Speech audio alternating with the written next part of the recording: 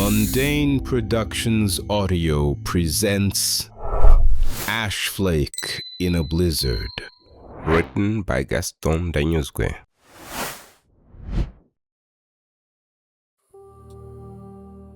Prologue. Shattered.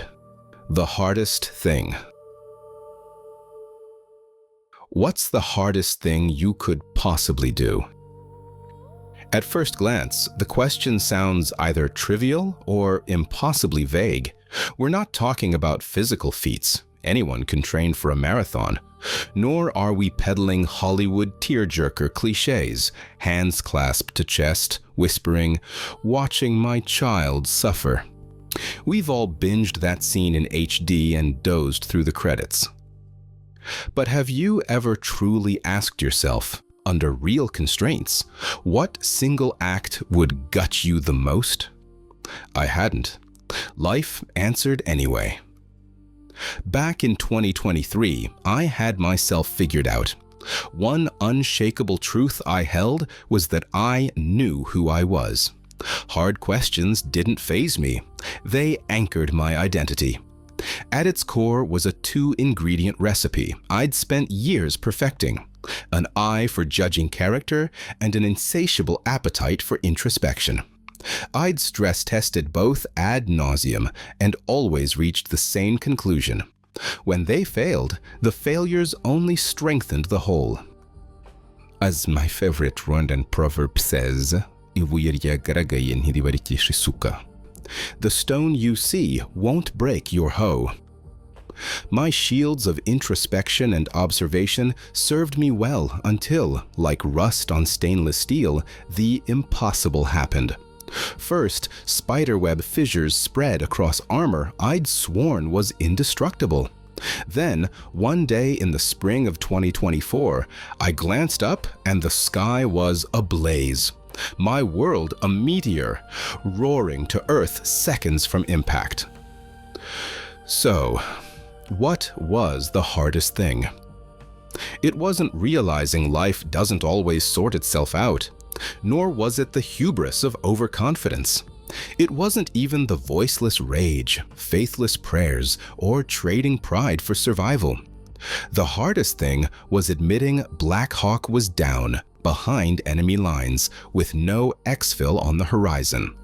It was standing under a rickety bridge that stank of sour sweat and stale urine, my hands and clothes black with grease from a bike chain that had slipped for what felt like the 100th time in the last kilometer. It was the blink of an eye thought of throwing the bike into the canal and going in right after it. It was the shame that followed, that only the thought of my children's fate turned what came next into a dry, hollow chuckle instead of a darker spiral. It was hearing, from loved ones and circling vultures alike, the many layers of how broken I'd become, and resisting the reflex to argue, deflect, or joke it away. No wit, no bravado. The hardest thing was sitting in the wreckage and, for once, denying 4 decades of conditioning, ignoring what every boiling nerve screamed: fight back, defend, surrender nothing. It was accepting that, after one battle too many, the apex predator had fallen, its bone-shaking roar reduced to the mewl of a stray cat, and still keep going. This may read like a one-man pity party. It isn't. It's not about the breakdown either. It's not even about the struggles, betrayals, or battles that were the proverbial straw that broke the camel's back. This story chronicles how I got to the edge of oblivion, stared deep into the abyss, and stepped back before, to quote Nietzsche, the abyss could stare back. It's a story about one life in the billions that roam this earth. I needed help the way a drowning man needs a lifeline. But like a mute staring at a bustling shoreline, unable to ask, beg, or scream for help, I flailed my hands as fast as I sank. Seeking help has never come naturally. Still doesn't. This story is also about how I had to battle myself all over again when, at last, someone noticed the churning waters, rallied a rescue team, and threw that lifeline. Among innumerable other subjects, this is a tale about rediscovering the blind spots of a mind that once thought it had mapped itself completely, learning to recognize the cracks that complacency had sealed over, and storing them in what I call the introspection vault. It's about choosing to walk with humility and curiosity, following in the steps of Belgium's own JCVD on the road to awareness. Yes, that's it. All of it, from the moment I spotted that roaring meteor to a few weeks before I began writing this prologue. That was my hardest thing. Make no mistake, the fight rages on. But the silver lining of Rock Bottom is that it crowns you the ultimate underdog. After all, who doesn't love a good underdog story where, against all odds, our dashing hero emerges victorious? There's a poster in my living room, a gift from a dear friend. It says 1% better every day. All bold contrast, its large white letters floating on a field of black, the message as stark as it is serene. Perhaps I'm reading too much into it, but so what if I am? Isn't that what mantras do? Boil the noise away until only what matters remains? More than once a day, I glance at the poster, breathe, and commit once more to a steady walk, one step at a time, eyes forward.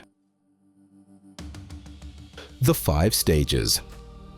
When journeying through parts unknown, it helps to have the right tools. I'm fresh out of compasses, but I've done the next best thing short of handing some out. I've divided my life into 5 stages that fade and feed into one another. Think less oil and water with their clean-cut borders, and more the concentration gradient that forms when syrup is poured into water and left to rest.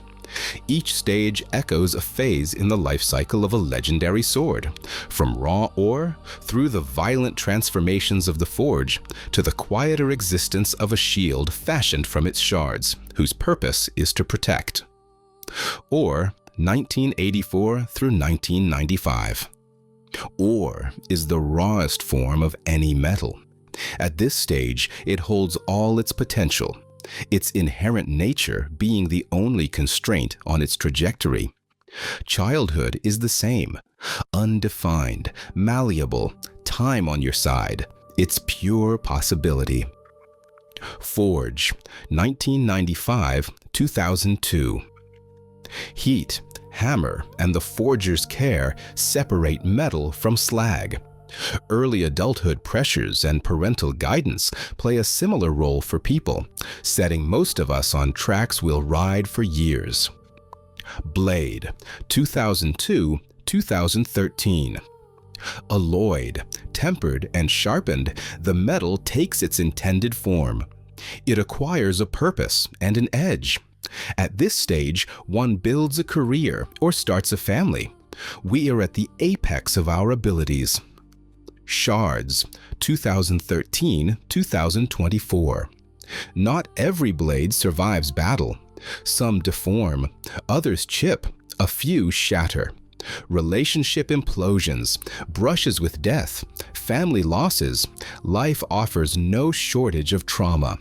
Shield, 2024, present. Most swords rust where they splintered. A fortunate few have their shards gathered, melted, and reforged. From fragments, they take shape again. Scarred and tempered anew, we too can rise from our ashes, mighty once more. The method. To explore these stages, each chapter follows a specific pattern. Since I fancy myself a storyteller first, I'll start by doing what storytellers do, tell you a story. Each will follow the same protagonist, Gabriel, who, as it happens, shares 1 or 2 things in common with yours truly. His creation allowed me, for reasons I chose to accept rather than fully understand, to infuse a measure of objectivity into the events at the center of each story. Following each tale, I will step in with my own voice and current perspective to reflect on that memory. I intend this to feel like a late-night conversation between you and me, two old friends reminiscing over an anecdote I've just shared. You'll have to forgive me for hogging all the conversation, of course, but I was told you are a great listener. There will be, from time to time, the occasional poem interspersed as an interlude, but these will be few and far between. This constant shift between anecdote, story, and echo is what drives this memoir, constellation of ramblings, or however you, dear reader, dear friend, want to name it.